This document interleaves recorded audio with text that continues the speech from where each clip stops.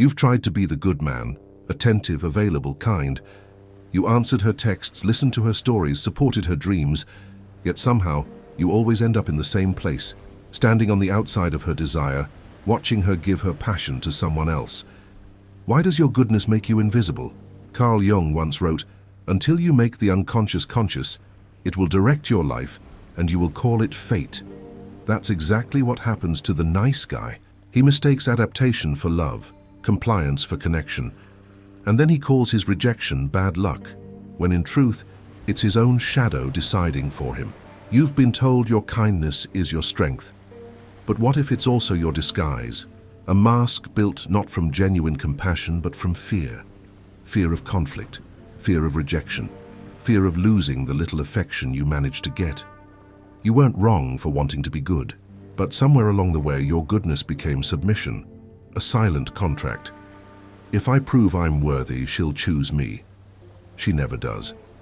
Because the moment your energy starts to revolve around being chosen, you stop being felt. And what women feel, deep beneath logic, is energy, not effort. They feel your hesitation, your self-doubt, your hidden expectation. They sense the emotional weight of a man who needs to be needed. You call it being caring. She feels it as pressure. So this video isn't about turning you cold or distant. It's about waking you up to the truth that your niceness is often just the absence of sovereignty. To stop being the nice guy isn't to become cruel, it's to become whole. Because the shadow of the nice guy isn't darkness, it's the light you've been afraid to claim. What you perceive as emptiness is not due to her absence, but to your own repressed expectation. He believes his kindness makes him admired. He thinks his care makes him unforgettable. But in truth, it makes him harmless, emotionally neutral, safe, predictable. The kind of man she confides in but never dreams about. The kind of presence that soothes her stress, yet never stirs her pulse. You can see it in his eyes when she talks about another man, that slight smile hiding the quiet collapse inside. He nods, pretending to listen, but every word she speaks to someone else feels like a wound.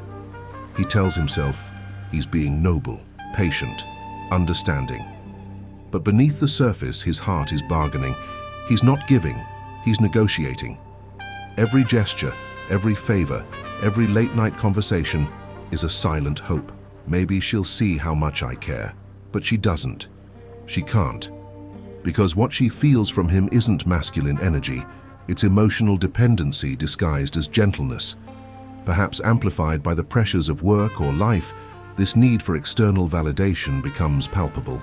A woman's unconscious doesn't crave comfort. It craves direction. She's drawn not to the man who adapts, but to the one who stands still, centered, grounded, anchored in his own truth. When she tests you, it's not because she wants to break you. It's because she wants to feel the boundary that defines you. And when you replace presence with adaptation, you dissolve that boundary. You stop being a man she can feel. You become an echo of her own moods. That's why so many nice guys are exhausted. They keep performing empathy without ever being seen, because empathy without self-respect turns into emotional servitude. You start anticipating her needs before she even expresses them, and she stops feeling your individuality. She doesn't reject you because you're kind. She rejects you because your kindness costs you your essence.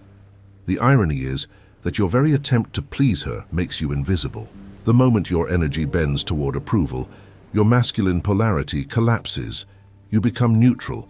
She may thank you, she may appreciate you, but she will never crave you.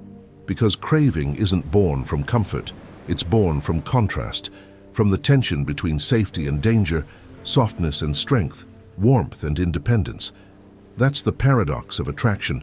She wants to feel safe in your presence, not because of your submission. Think about the moments you've lost her attention. It wasn't when you argued. It wasn't when you made a mistake. It was when you stopped being a challenge and when she knew exactly how you would react. Predictability kills polarity. The nice guy isn't too kind. He's too transparent. There's no mystery left, no tension, no edge. His emotions orbit around her approval, and she feels that orbit. It's heavy, suffocating. You confuse peace with passivity. But peace isn't the absence of conflict. It's the presence of inner authority. the kind of authority that doesn't need to raise its voice to be felt. A man who stands in that energy doesn't ask, "What should I do to make her like me?"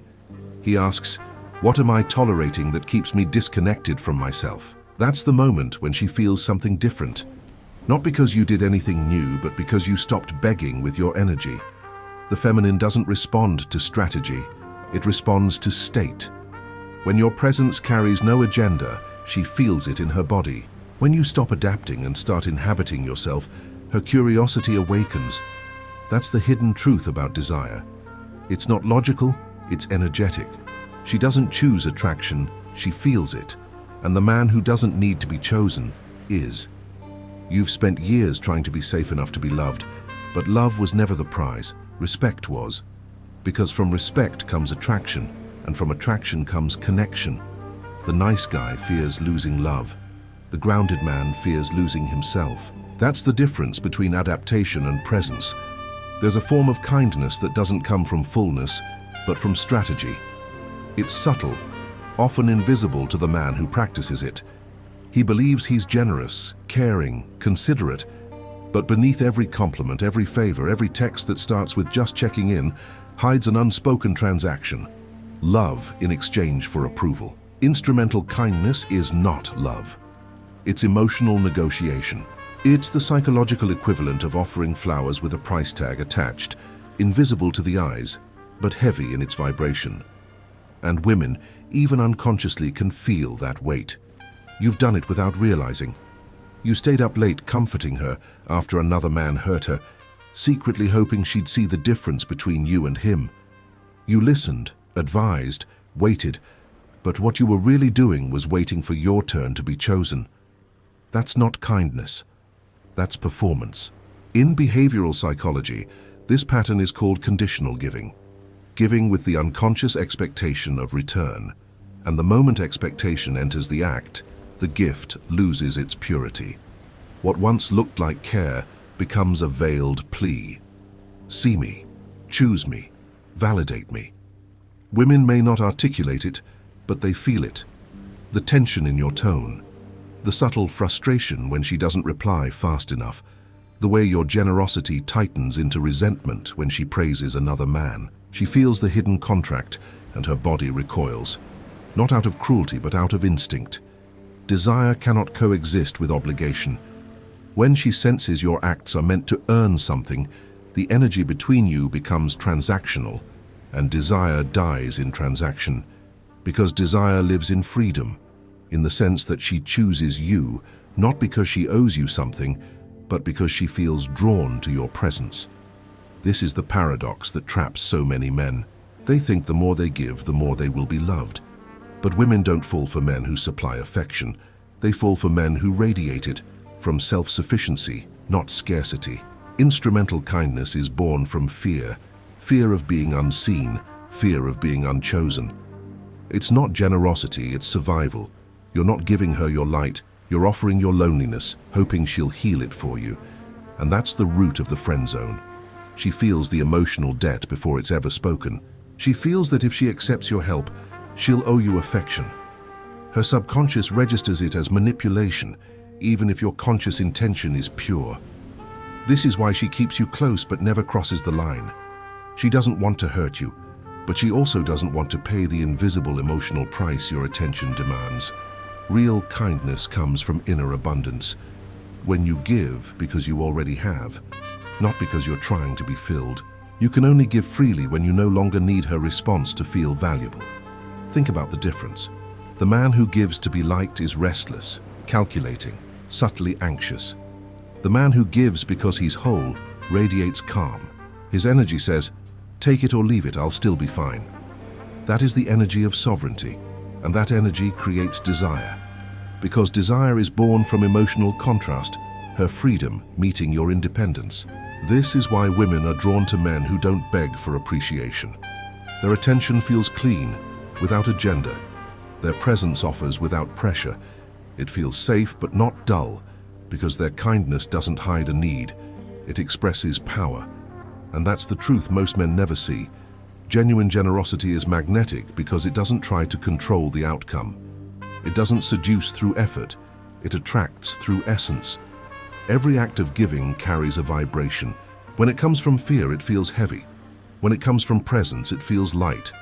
So the question isn't, how can I make her see my value? The real question is, why do I need her recognition to feel valuable in the first place?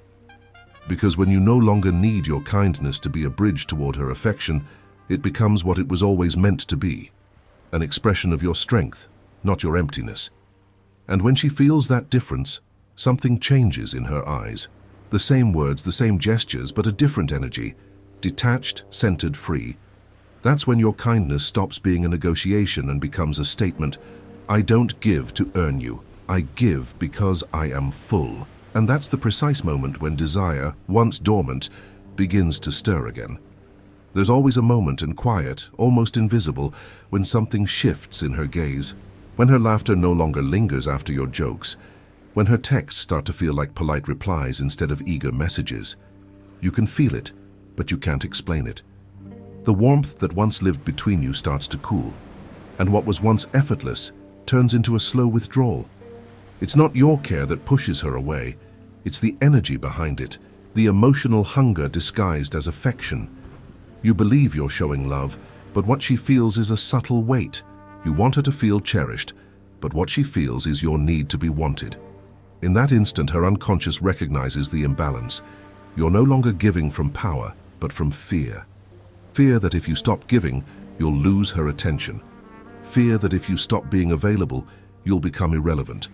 And fear never ignites desire. Desire needs polarity. Two energies that complement, not collapse into each other. When your energy starts orbiting hers, the polarity disappears. You become an extension of her comfort zone, not a source of fascination. She doesn't consciously decide to lose attraction. It happens instinctively, like a body protecting itself from an emotional drain. She feels your presence no longer as strength, but as need. And her instinct to retreat activates. You've probably felt it before. The sudden silence after you shared something sincere. The slow fading of enthusiasm after you confessed your feelings. The "I think of you as a friend" that lands like a quiet death sentence. That's the moment her nervous system identified your energy as predictable and therefore non-threatening. Feminine desire isn't born from logic. It's not a list of traits. It's an emotional charge. It's the sense that a man's presence challenges her, not through arrogance but through mystery, tension, direction.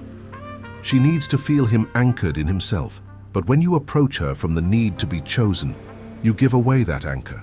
Your energy becomes diffused, anxious, seeking approval instead of radiating confidence. The man who wants to be loved becomes predictable, and the predictable man is safe.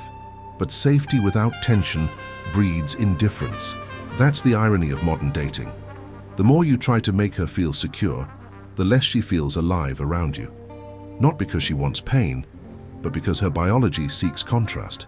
She wants to feel a man's steadiness while sensing the edge beneath it, the quiet strength that says, "I'm here, but I'm not waiting." When she feels that, her feminine instinct awakens. It's not about looks, status, or lines. It's about energy. The energy of a man whose attention is an invitation, not a request. You've been taught that women want affection, but what they crave even more is presence. The kind of presence that doesn't lean forward. Presence that watches, listens, feels, without rushing to fix or please. Think about the difference between the man who texts every hour, "Are you okay?" and the man who simply says, "I'll see you tonight." One comes from anxiety, the other from certainty. One needs her reassurance, the other gives her something to look forward to. That's the polarity of masculine energy. Direction over dependency. When you move from that state, her body relaxes, her guard drops, and attraction returns. Because desire is trust, trust in your emotional stability. The moment she feels your energy becomes self-contained, her curiosity revives. It's not manipulation, it's magnetism, the natural response of the feminine to grounded masculine presence. But the man who hides behind niceness kills that energy. His kindness becomes a form of control, a subtle way to ensure connection. And control, even when disguised as care, suffocates desire. Every woman knows this moment internally, the split second she feels she's needed instead of chosen, when your affection becomes a silent demand. When your attention starts asking for a response, that's when she steps back, not out of malice, but self-preservation. And here's the painful truth. You can't talk your way out of that loss of desire. You can't explain or convince her to feel again, because desire doesn't respond to logic, it responds to energy. So if you want to reignite attraction, stop negotiating for it. Stop proving, explaining, chasing. Instead, reclaim your presence, your stillness, your internal authority. When your energy no longer seeks validation, it starts creating gravity. And gravity doesn't ask, it pulls. The man who wants to be loved is predictable. The man who radiates presence is magnetic. The friend zone is not a punishment. It's a mirror, silent, honest, and merciless. It reflects back the energy you transmit, the posture you unconsciously hold. Most men believe it's something women do to them, but the truth is far deeper. The friend zone is the projection of your own internal dynamic, the part of you that still seeks permission to exist. When you approach a woman from emotional childhood, needing approval, fearing rejection, over-explaining your worth, you communicate one thing: I don't trust my own value. And her subconscious reads that instantly. Attraction begins to fade, not because she dislikes you, but because she can't feel you as an authority. Authority here doesn't mean dominance. It means inner stability. The calm assurance that your presence carries weight, that you can hold tension without collapsing. But the nice guy can't hold tension. The moment he feels disapproval, he folds. The moment he senses distance, he compensates. That's what puts him in the friend zone, not his kindness, but his inability to maintain polarity under emotional pressure.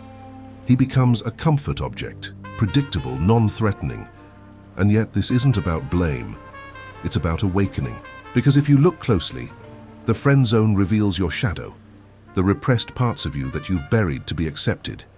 Your assertiveness, your instinct, your sexual presence, your raw truth. You silence those aspects because somewhere along the line, you learned they were too much, too strong, too masculine, too intimidating. So you trimmed your edges, softened your tone, suppressed your anger, hid your desire. You became what you thought women wanted: agreeable, supportive, emotionally available. And in doing so, you amputated the very traits that create attraction. The friend zone is the result of that self-abandonment. When a man operates from emotional dependency, his energy says, "Tell me who I am." And women don't want to mother a man's identity. They want to feel a man who already knows who he is.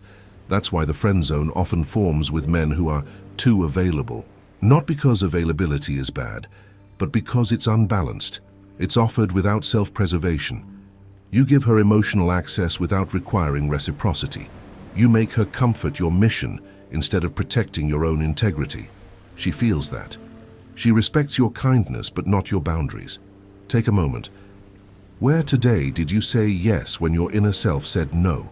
She knows you won't walk away. And without that risk, there's no tension. Without tension, there's no attraction. You've mistaken being agreeable for being loving. But love doesn't mean losing yourself.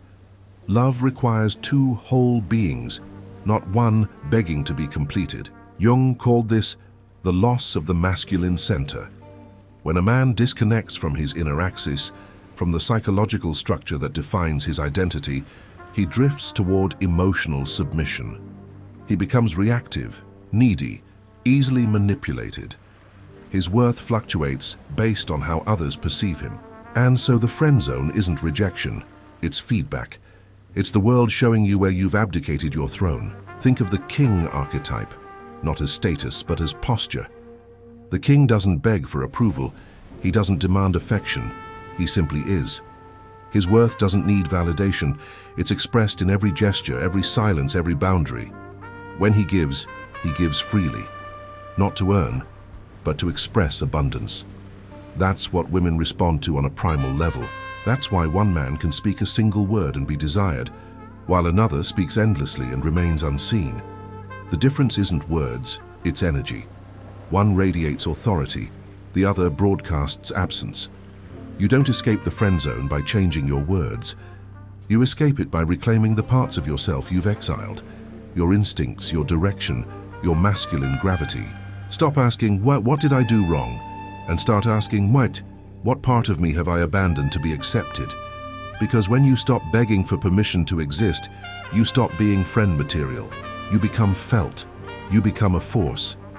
The friend zone doesn't destroy your confidence. It reveals where it was never anchored. And the moment you see it for what it is, a reflection of your own shadow, you stop resenting her and start rebuilding yourself. Attraction begins the moment a woman feels that her validation doesn't define you. The antidote to the nice guy isn't to become distant or cold. It's not about hardening your heart or punishing women for not seeing your value. True transformation begins when you stop performing goodness and start embodying wholeness. Because the problem was never your kindness, it was your fragmentation. You offered affection, but denied your own instincts. You gave attention, but withheld truth. You smiled when you wanted to speak. You agreed when something inside you said no, and that internal contradiction made your energy unstable. Women don't reject your kindness. They reject the dissonance behind it. Reintegration begins when you turn toward your shadow. The parts of you you've buried to be loved. The assertiveness you were told was arrogance. The desire you were taught to hide. The anger you feared would drive her away. But here's the paradox. The moment you stop suppressing those forces, they stop controlling you. You become grounded, centered, not reactive, but real. That's what emotional sovereignty looks like. Not dominance, but self-ownership. You stop outsourcing your worth. You stop negotiating for connection. Your energy no longer leaks through the cracks of insecurity. It consolidates into presence. Imagine a man standing before her, not trying to prove anything. He doesn't seek her approval, yet he isn't indifferent. His silence isn't withdrawal, it's weight. His words aren't persuasion, they're direction. His kindness no longer bends, it anchors. That's the kind of man who shifts the air when he enters a room. When a man reclaims his shadow, his presence changes shape. It's not louder, it's deeper. It doesn't chase, it draws. The energy that once begged for attention becomes gravity, and gravity doesn't ask to be felt. It simply is. In that state, everything about him communicates value without effort. How he walks, how he pauses before responding, how he looks at her without trying to be understood. There's no script, no tactic, only congruence between what he feels and what he expresses. That congruence is power. Because women don't fall for words, they fall for coherence. When your emotions, intentions, and actions align, your energy becomes undeniable. She doesn't analyze it, she feels it. This is why she stares longer at the man who doesn't need her attention than at the one who constantly seeks it. Because independence isn't arrogance, it's safety. A man who belongs to himself creates an emotional field where the feminine can relax because she knows he won't collapse under her storm. That's the kind of presence she craves, one that doesn't need her validation to exist. The rebirth of the man who doesn't need to please is not rebellion. It's return. Return to his instincts. Return to his clarity. Return to the authority of his own being. It's when he stops fearing his own masculine energy that it becomes beautiful. Because raw desire, when integrated with consciousness, is no longer threatening. It's magnetic. In this state, you no longer try to be attractive. You become attractive because you're whole. Wholeness is rare in a world of performance, and rarity creates value, not as a strategy, but as a byproduct of authenticity. Every test she gives you, every moment she withdraws, every silence that used to terrify you, all of it becomes data, not drama. You read behavior without personalizing it. You don't chase energy that pulls away. You don't justify your existence. You simply remain still, and that stillness becomes the statement, I am not waiting to be chosen. And that's when everything reverses. The polarity flips. Her curiosity returns because she senses something new, something ancient in you. She doesn't friendzone that man. She studies him. She wonders what changed. She feels something she can't name, a presence that's no longer begging for connection but embodying it. That's the silent revolution, when your energy stops asking and starts declaring, not through words but through embodiment. The man who has reintegrated his shadow is not cruel. He's conscious. He no longer pleases to survive. He expresses to connect. He doesn't suppress his emotions. He governs them. He doesn't avoid conflict. He stands in truth. The whole man doesn't chase love. He radiates it, not as a need, but as a state of being. That's when attraction becomes inevitable. Not because you changed your behavior, but because you changed your frequency. You stopped vibrating scarcity and started emanating presence. And presence cannot be ignored. It's the invisible current that pulls her attention back, even when she doesn't understand why. She feels safe, but also alive, seen but also challenged, grounded yet slightly disoriented. That's the essence of polarity, her softness meeting your strength. You don't win her by trying to be enough. You awaken her by being whole. The shadow of the nice guy is not your enemy. It's your initiation. It's the passage every man must face to transition from emotional boyhood to inner kingship. When you stop negotiating love through obedience and start living through truth, you no longer fear rejection, because rejection no longer defines you. Your energy changes. Your posture changes. Your presence speaks louder than words ever could. And that's when she looks at you differently, not because you've become someone else, but because you finally become yourself. What you perceive as emptiness is not due to her absence, but to your own repressed expectation. If this video has shown you something, perhaps it is because you are ready to stop playing and start embodying.